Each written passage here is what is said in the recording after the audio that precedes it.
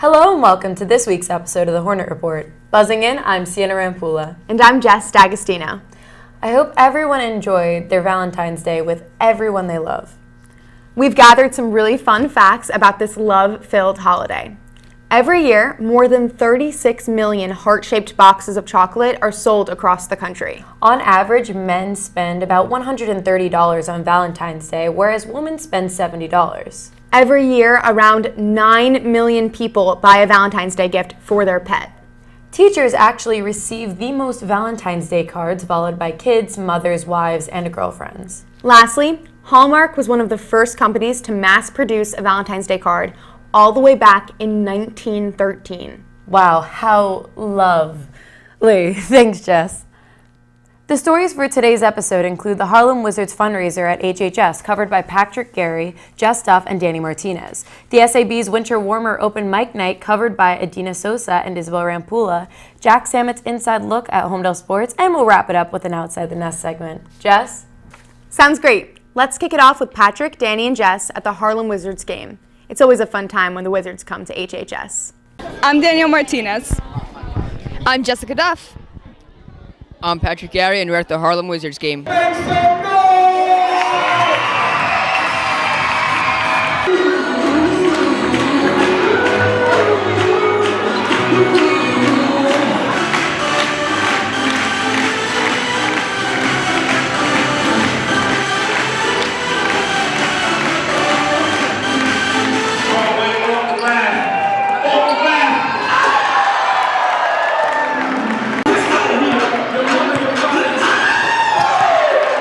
So as a wizard, what's your favorite spell?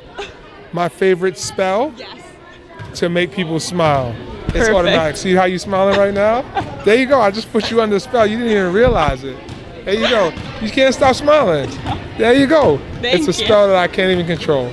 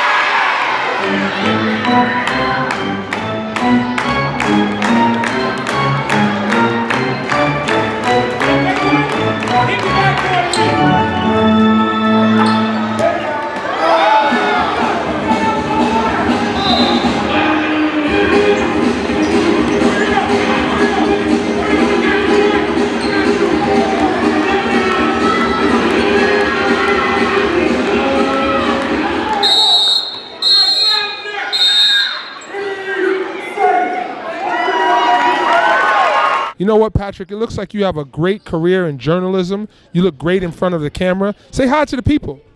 What's up, guys? There you go. So, Patrick, what was the one thing that stood out to you tonight about this Harlem Wizard game? As you look onto the crowd and you see these kids and families smiling, what was the one thing that you just said, man, this is an amazing event? The atmosphere is just fun. Everyone was just happy, smiling. Everyone was just clapping around. Yeah, just spontaneous.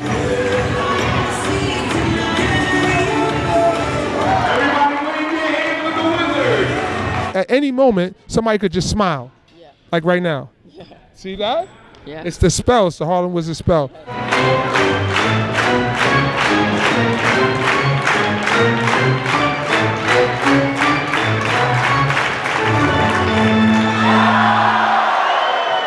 You know, we're reporting live here from Holmdel High School. I got Broadway here, my main man Patrick. we're signing out. Back, out. Peace out. Back to you in the studio. Back to you in the studio. Thanks, Patrick. Looks like that was a lot of fun. Next up, let's check out the Open Mic Night SAB fundraiser with Adina Sosa and my little sister, Isobel Rampulla. Girls? I'm Isobel Rampulla. And I'm Adina Sosa We are here at the Open Mic Night, at Holmdel High School. and we can't wait to see all the killer performances. Let's get it started. If you wanna be my lover, you have got to give. Taking is too easy, but that's the way it is. I'll tell you what I want, what I really, really want. So tell me what you want, what you really, really want. I really wanna sing. I am here with Natasha, better known as the person on stage that was like, and I was wondering, what were you performing tonight? Performing 2 death songs, Infernal Death and Lack of Comprehension.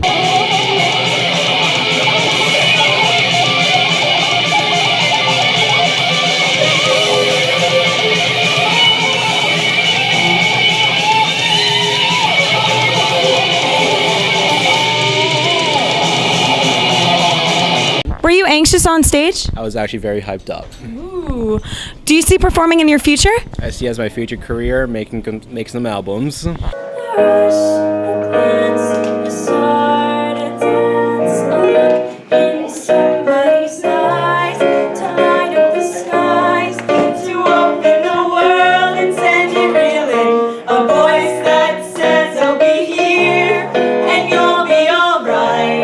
Do you guys see any performing in your future?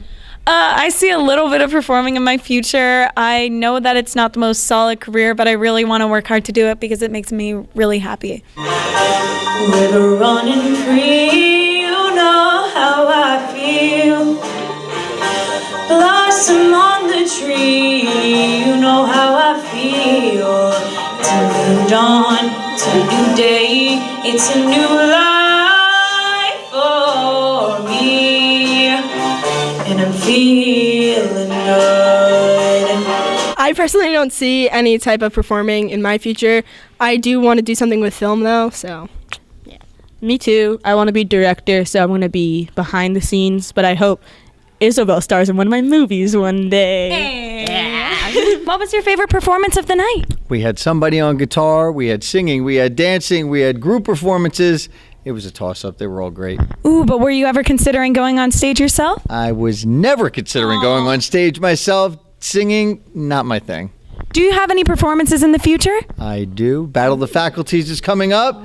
Dance moves will be on display. Ooh, can we get a sneak peek? Wow, I guess you're just gonna have to wait and see. Thank you. City of stars, you never shine so brightly.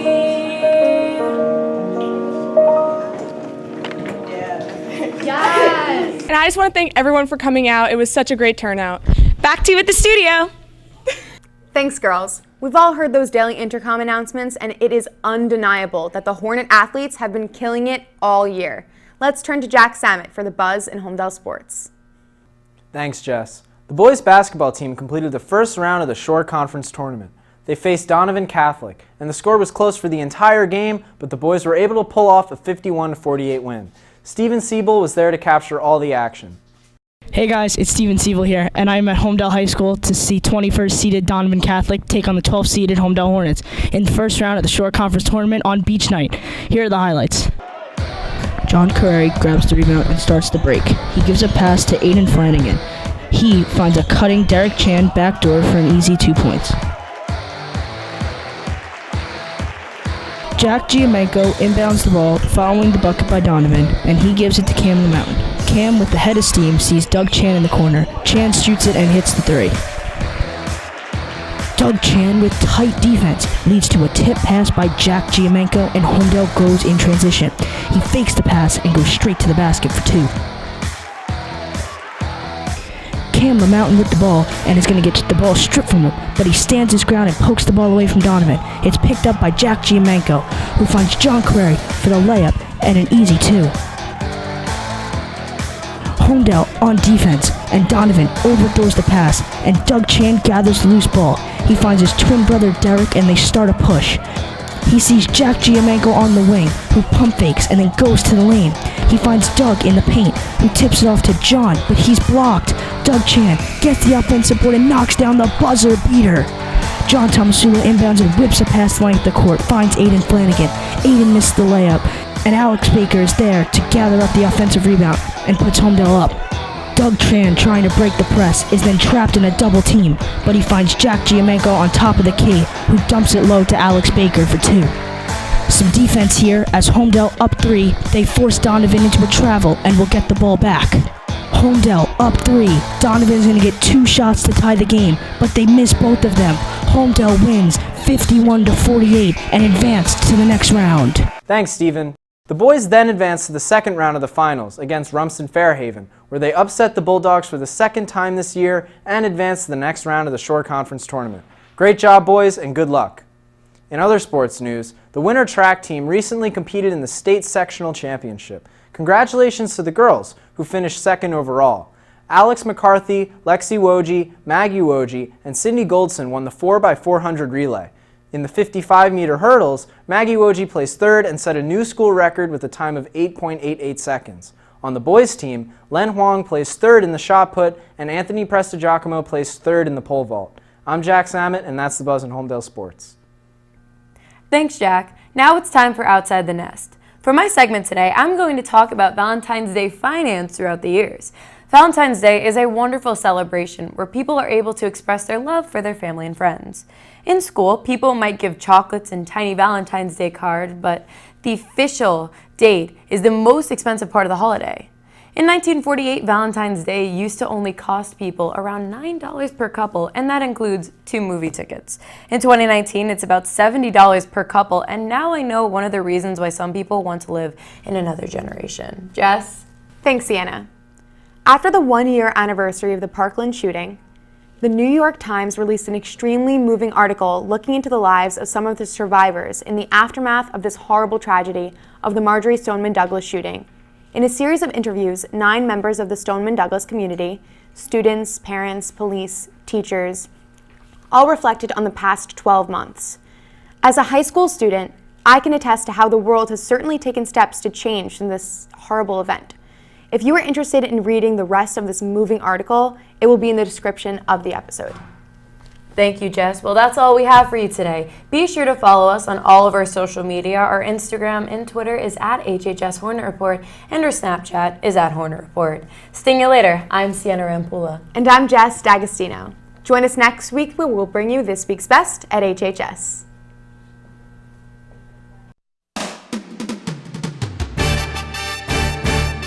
Thanks, Jack. Now it's time for my Outside the Nest. For my segment today, we're going to talk about Valentine's Day finance throughout the years.